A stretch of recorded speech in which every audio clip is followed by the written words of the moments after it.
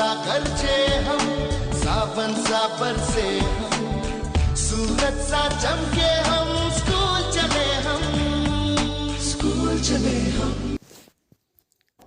Class 5th के बच्चों good morning. तो लास्ट टाइम मैंने आपको पढ़ा दिया था कि वेल्स जो हैं वो जनरली किसी भी अदर ऑर्गेनिज़म पे जो बड़ा हो या छोटा हो उन पे अटैक नहीं करती हैं, लेकिन जो बाकी ब्लू वेल्स हैं वो कभी भी अटैक कर सकती हैं जो कोई भी उनके रास्ते में आ जाता है। तो लास्ट टाइम तक हमने ये पढ़ा था। तो आज हमारे पास है, लिखा है a thick layer of fat is found under the skin of the whales. कहता है कि एक मोटी किस्म की लेयर, एक तह बनी होती है फैट की, चर्बी की। कहाँ? Under the skin of the whales, यानी वेल्स मछलियों की चमड़ी के अंदर एक तह बनी होती है फैट की, चर्बी की। This layer of fat is called blubber. और ये मोटी लेयर, ये जो तह बनी होती है वेल्स की स्किन के अंदर, इसे आप ब्लबर कहते हैं। The layer is 6 to 12 inches thick. और ये जो लेयर है, ये जो तह है, ये 6 से 12 इंच मोटी होती है।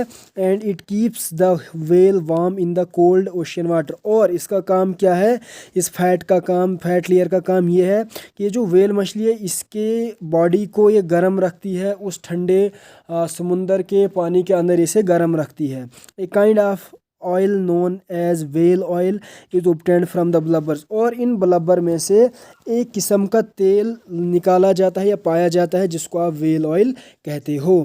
One large well blubber yields about 30 tons of well oil. और एक बड़ी वेल मछली जो है जिसमें वो ब्लबर पाया जाता है, वो लगभग 30 टन वेल ऑयल निकालती है। एक मछली में से, एक पूरी मछली जो होती है उसमें से 30 टन वेल ऑयल निकलता है। It is used for making soaps, margarine and several other things. और जिनको आप सोप वगैरह बनाने में इस्तेमाल करते हो, मैरग्राइन बनाने में इस्तेमाल करते हो, और बाकी बहुत सारी चीज़ें आप इनसे बनाते हो।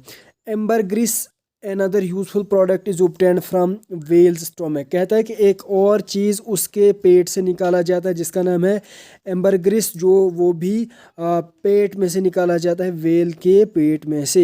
It is used in manufacturing and expensive perfumes. और इस एम्बरग्रिस का मकसद क्या होता है निकालने का? कि इससे हम बहुत बड़ी बड़ी यानी महंगी महंगी परफ्यूम्स वगैरह बनाते हैं जिनका इस्तेमाल लोग करते हैं। Whales bone and flesh are so useful in many ways. और इस वेल की जो हड्डियां होती हैं और इसका जो मीट होता है, ये भी बहुत फ़ायदेमंद होता है हम लोगों के लिए। Because of all this useful products whales are hunted in large numbers. और इन्हीं चीज़ों की वजह से जो वेल मछली है, इसका जो शिकार है बहुत ज़्यादा होता है। मतलब ये बहुत ज़्यादा इस्तेमाल किया जाता है इनके मीट का, इनके उसके अलावा मतलब बाकी सारी चीज़ों का, जैसे ये एम्बरग्रिस हो गया या वेल ऑयल हो गया, इन चीज़ों की जो अहमियत है वो बहुत ज़्यादा है।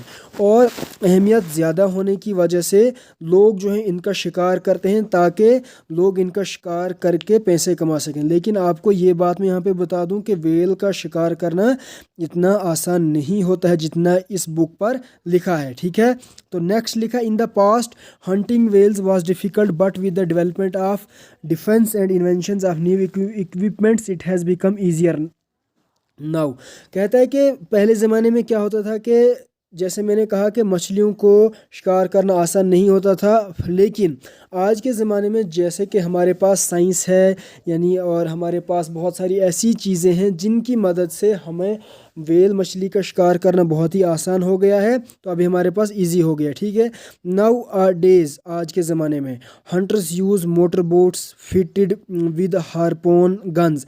और हंटर्स आज के इस दौर में बहुत सारी चीज़ें इस्तेमाल करते हैं, जैसे मोटर बोट्स हो गए जिसमें ऑटोमेटिकली गन्स लगी होती हैं, which can shoot the harpoons at the whales, जो हारपोन्स यानी वेल्स पर गोलियां चला सकती हैं। और उनकी मदद से वो जो मछलियां हैं उनका शिकार करना बहुत ही इजी हो गया। लेकिन जैसा मैंने कहा कि पहले ज़माने में बहुत मुश्किल हो जाता था वेल मछलियों को शिकार करना, इसलिए कुछ लोग जो थे शिकार करते करते भी मारे जाते थे, यानी बहुत नुकसान होता था लोगों का। तो आज के लिए इतना आपको काफ़ी है, कल हम इससे आगे जो भी आपकी रीडिंग होगी वो हम पढ़ेंगे। मुझे उम्मीद है कि आपको समझ आ गई होगी जो भी मैंने आपको पढ़ाया। अब आप इसकी रीडिंग करें और उसके बाद होमवर्क करें और होमवर्क मुझे आप सेंड कर दें। तो कल जो भी आपकी होगा, आपका टॉपिक होगा, वो मैं आपको पढ़ाऊँगा। तब तक के लिए thank you and have a nice day.